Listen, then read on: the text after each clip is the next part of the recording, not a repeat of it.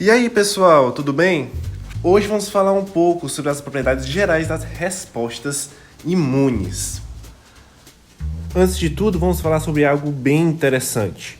Vocês sabiam que imunidade vem da palavra latina immunitas, que significa proteção contra processos legais oferecida aos senadores romanos durante seus mandatos? Bem interessante, né?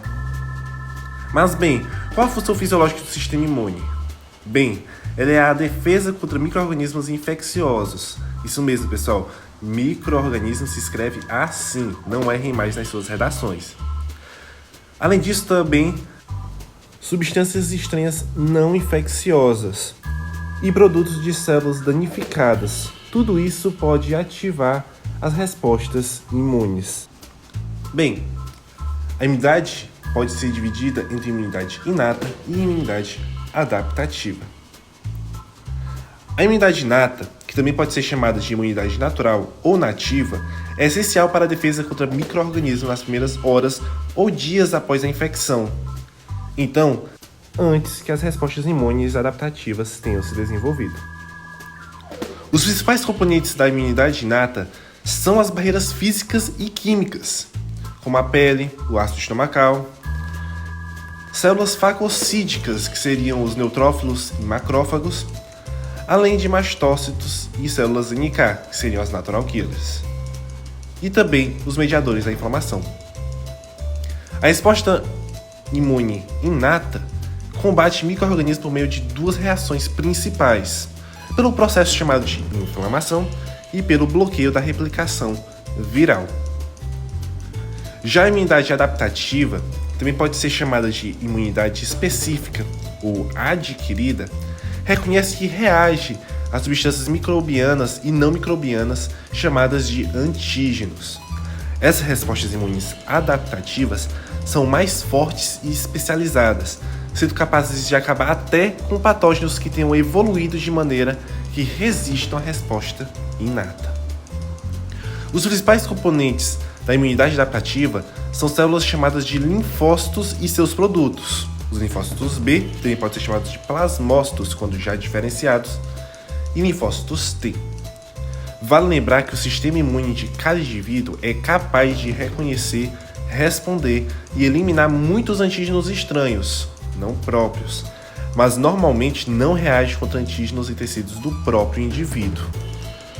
Falando agora sobre as características fundamentais das respostas imunes adaptativas, a gente pode destacar a especificidade e diversidade, a memória e a não reatividade contra o próprio indivíduo, ou seja, a autotolerância. Vale lembrar ainda que a imunidade adaptativa pode ser dividida entre imunidade humoral e imunidade celular. A imunidade humoral é mediada por moléculas no sangue e em secreções mucosas, chamadas de anticorpos, que são produzidos pelos plasmócitos ou linfócitos B diferenciados. Já a imunidade celular é mediada pelos linfócitos T, que podem ser auxiliares, TCD4, ou citotóxicos, TCD8, e viabilizam a produção de células de memória. Continuando, a imunidade específica pode ser adquirida de modo ativo ou passivo. A imunidade ativa é aquela obtida pela estimulação da resposta imunológica com produção de anticorpos específicos. Ela pode ser adquirida por via natural e artificial. A natural seria, por exemplo, por meio da infecção com ou sem sintomas, como quando você contrai sarampo, rubéola ou varicela, a famosa catapora. Já de maneira artificial é por meio da própria vacina, que nós vamos falar bem melhor no próximo vídeo específico sobre vacinação. Vale notar que a resposta imunológica ativa ela é duradoura, pois há a estimulação das células de memória. Agora falando sobre a imunidade passiva, ela é imediata, mas temporária. Ela é conferida ao indivíduo, por exemplo, por via natural e artificial também. Por via natural, por exemplo, por meio da passagem de anticorpos maternos por via transplacentária e pela amamentação, tanto pelo colostro, que é o primeiro leite, quanto pelo próprio leite materno.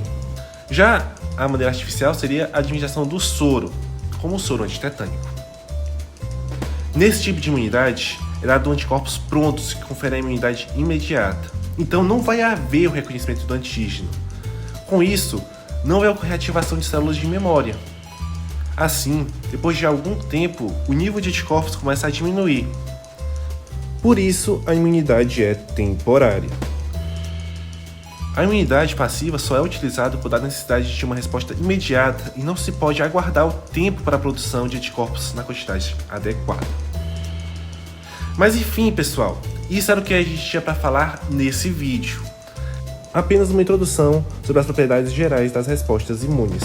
Muito obrigado pela sua atenção e até o próximo vídeo que nós vamos falar sobre vacinas.